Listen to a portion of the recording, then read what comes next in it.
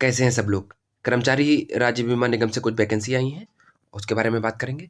ये यहाँ पे मेल आईडी दे रखा है, वेबसाइट है और फ़ोन नंबर दे रखा है, तो अगर आपको कोई असुविधा होती है तो आप जाकर के संपर्क कर सकते हैं।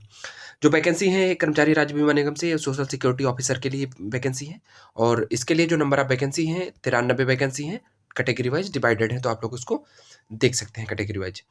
जो इसका पे स्केल और पे लेवल 7 है। पे स्केल इसका 44,900 से लेकर के 1,42,400 रुपए के बीच में पे किया जाएगा। क्वालिफ़िकेशन जो इसके लिए माँगा है, ग्रेजुएशन माँगा हुआ है, लेकिन कॉमर्स, लॉ और मैनेजमेंट वालों को वरीयता दी जाएगी, प्रेफ़रेंस दी जाएगी। कॉमर्स ग्रेजुएट होंगे या फिर लॉ ग्रेजुएट होंगे या फिर मैनेजमेंट में जिन्होंने ग्रेजुएशन किया उसको प्रेफ़रेंस दी जाएगी। कंप्यूटर का कंप्यूटर पर कार्य करने का अनुभव आपके पास होना चाहिए, कंप्यूटर पे जानकारी आपको होनी चाहिए जिससे कि आपको ऑफ़िस में काम करने में कोई दिक्कत ना हो। जो डिज़ायरेबल क्वालिफ़िकेशन इसके लिए है 3 साल का जो एक्सपीरियंस आपके पास किसी गवर्नमेंट, सेमी गवर्नमेंट या अंडरटेकिंग या पीएसयू में आपके पास 3 साल का एक्सपीरियंस होना चाहिए, तो आपको जो है वरीयता दी जाएगी। आयु सीमा जो इसके लिए है 21 से लेकर के 27 वर्ष के बीच में, क्लोजिंग डेट जो 12 अप्रैल है, 21 से लेकर के 27 वर्ष के बीच में आपकी आयु होनी चाहिए 12 अप्रैल 2022 तक। अगली जो डिटेल है कि आपको फॉर्म ऑनलाइन अप्लाई करना है, किसी और मोड में फॉर्म जो है एक्सेप्ट नहीं किया जाएगा, तो आपको ध्यान रखना है और 12 अप्रैल से पहले-पहले आपको फॉर्म अप्लाई कर देना है।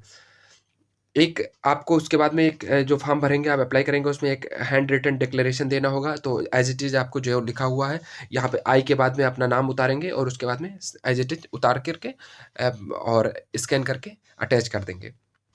उसके बाद में आपको अप्लाई करने के लिए करना क्या होगा, आप esic.nic.in पे जाकर के अप्लाई वाले बटन पे क्लिक करेंगे और अप्लाई कर पाएँगे और उसके बाद में आपको फ़ी पेमेंट करनी होगी। फ़ी पेमेंट के लिए आपको ₹500 पे करना होगा। जनरल कैटेगरी के कैटेगरी वाइज़ ₹250 है, ₹250 है और जनरल कैटेगरी के लिए और अदर कैटेगरी के लिए ₹500 रखा गया है।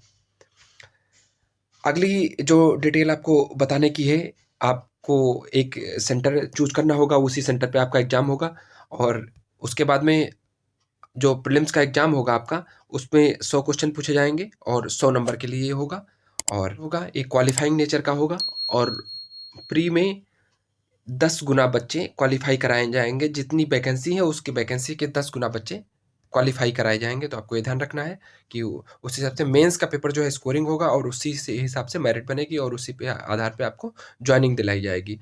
तो ये फॉर्म से संबंधित डिटेल हो गई।